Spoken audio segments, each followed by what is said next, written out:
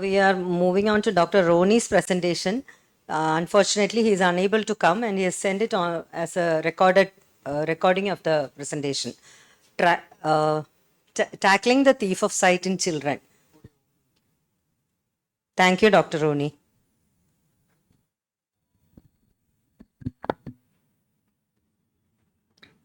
Good afternoon. Apologies for not being there in person, and I thank KSOS and Dr. Smita for including me in this IC. I'll be speaking to you briefly about tackling glaucoma in children. So I'll talk to you a little bit about classification, how you evaluate them, and general principles about assessment and management. So the CGRN classification is what we use now to categorize glaucoma, and it's fairly simple.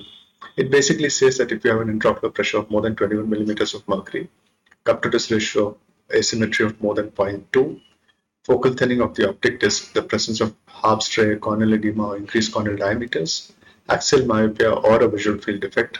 If you have any two of these, you could consider these patients would be considered to be glaucoma. Or if over longitudinal follow-up, you are demonstrating increased cup-to-disc ratio or progressive myopia or increasing axial length, you would consider classifying these patients as these children as having glaucoma. So keep in mind that the normal values for children are not the same as for adults. So the corneal diameter of any neonate, if it's greater than or equal to 11 millimeters, within 1 year greater than 12 millimeters, at any age greater than 13 millimeters, is considered abnormal, and intraocular pressure at a young age is likely to be low. In fact, at the age of 12 to 16, normal intraocular pressure may be up to 16 and not really much higher than that. So anything beyond that should be considered to be suspicious. Primary congenital glaucoma you would categorize if as neonatal, infantile, or late onset, or when the age of onset is unknown, we would not know about it. I'll talk to you about the other three common categories that we see frequently. When you come to the congenital glaucomas, while the epidemiology suggests that you see it in 1 in 10,000 live births, in India you do see it a little bit more frequently than that. While most of them are isolated, approximately 50% of them you will find a genetic defect if you test for them. They're more commonly male and they're more commonly bilateral. And the etiology is because the angle fails to develop properly and this cleavage doesn't happen.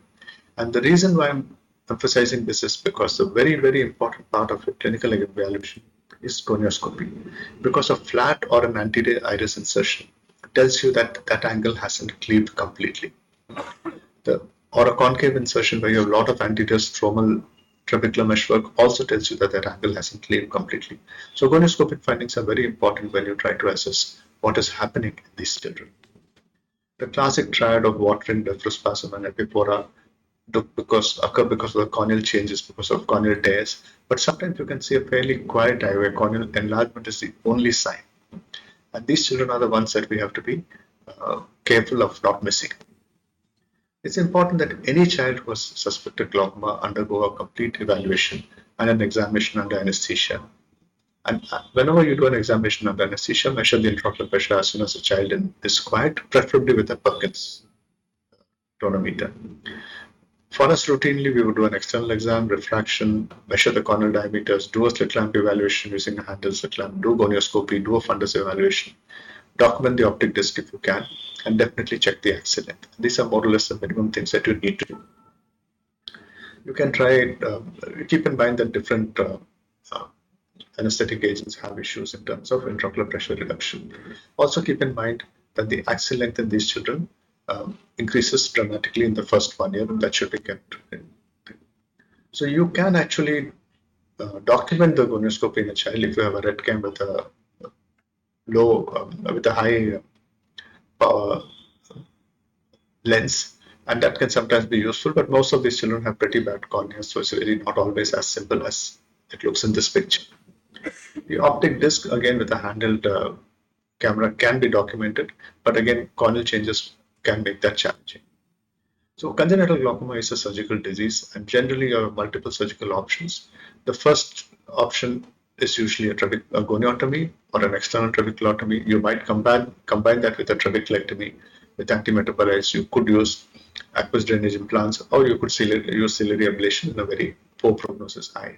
So for us, our usual protocol is that if the age is less than 2 years and the corneal diameters are less than 13 millimeters and the cornea is clear, we would try to do a corneotomy alone. If the cornea is hazy, we would do a trabeculotomy alone. If it's not these criteria, then we would consider doing a combined trabeculectomy and trabeculotomy as our first step. They require multiple follow-up evaluations, and at follow-up evaluations, all these things need to be monitored to make sure that we're not missing anything. And the endpoint, of course, is normalization of the intraocular pressure, clearing of the cornea. You do see reversal of optic disc cupping and stabilization of axial length too. So the second common category is glaucoma following cataract surgery. And it's important that you document what the cause of the cataract was, because some of these causes are associated with greater risk of glaucoma anyway. In our own series of about 104 children who underwent gonioscopy before they underwent congenital cataract surgery, you found that 9 of them had actually abnormal angles. So about 10% of those eyes had abnormal angles at presentation itself. And one of these eyes developed glaucoma in the follow-up. And this is over about a 2-year follow-up. So the disease itself can predispose to increased risk of glaucoma with time.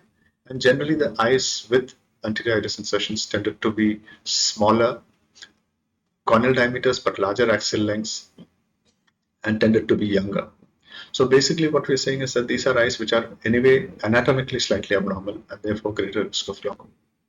The treatment protocol for these eyes is surgical topical medications first. Surgery very often, since they're aphakic, Ahmed glaucoma valves probably our first choice. If they're pseudophakic, then we would consider trabeculectomy with mitomycin. Angle anomalies, if they are present, angle surgery is one option that you can consider here. I'm not going to talk to you about the other acquired conditions like trauma, steroid-induced NROP, because their management is very similar to what you see in an adult. But I will talk to you a little bit about the glaucoma associated with non-acquired systemic diseases. For example, the image on the top left is one from neurofibromatosis. So these children are at greater risk for glaucoma. You do see the ectropion uvea and the lesion nodules there. And it can be a little difficult to treat because the angle tends to close up. And these are eyes which are treated like any other secondary glaucoma, but you also get somebody like this with the Sturge-Weber syndrome who is at a much greater risk of glaucoma. And these children, whenever you're doing surgery, you have to remember there's a high risk of choroidal effusion, and you may need to think in terms of a prophylactic sclerostomy when you do it. The images on the bottom are from basically examples of glaucoma associated with non-acquired ocular anomalies. Some, like the image on the left, where you have microspherophakia, may require a lensectomy before you can actually tackle the glaucoma, because that lens is going to come forward and cause problems. In between, like you see, this accent field anomaly. Now, there's nothing that you can do for the accent fields anomaly, but you know that this is likely to be progressive, and these patients need to be monitored a little bit more closely. And this image on the right basically shows you a pupillary block because of a membrane. And here, unless you tackle the pupillary block, you are not going to be able to deal with the glaucoma. So in all these conditions, with the exceptions that I just spoke to you, medical treatment is the first line of treatment. Only in primary congenital glaucoma is surgery the first line of treatment. And when it comes to medical treatment, before you do that, you need to explain to the parents the nature of the condition, the fact that they require a long-term treatment, long-term follow-up. And also, it's worthwhile to talk about choice of profession once they're a little older, what for the future for these children. So whenever you do medical therapy, it should be done with punctal occlusion. In congenital glaucoma, it is only as a temporizing phenomenon until you do the surgery. The first line of drugs are betoxolol or timolol, preferably 0.25% twice daily. But keep in mind that they don't really develop a wheeze. They may present as a cough as a side effect, and that's something that you need to watch for. You can use topical dorzolamide, you can use oral acetazolamide for short durations. When you compare dorzolamide with timolol in children who are young, you actually see similar efficacies in both groups.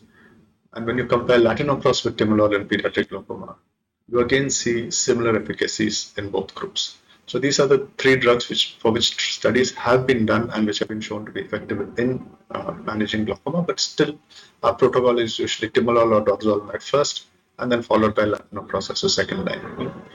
Keep in mind again that the blood concentrations of all these drugs is much higher in children than in adults. And that's the reason punctal occlusion is absolutely essential. I'm sure these are reports from 1999 which showed what happened when you use brimonidine in children. And these children went into apnea because it causes central nervous system depression. Even though there were multiple reports at that time, if you search the literature between 2000 and 2006, you will see at least another 6 cases where this happened. So brimonidine is absolutely contraindicated in children and should not be used even by mistake.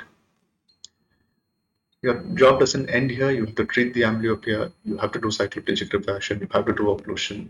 You may need to do a PK if there are corneal issues.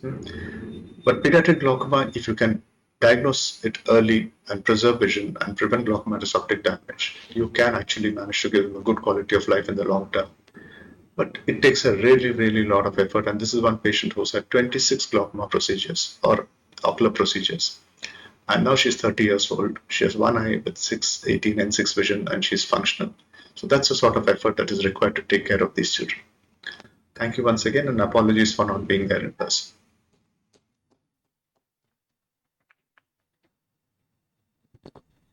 Thank you, Dr. Ronnie, sir.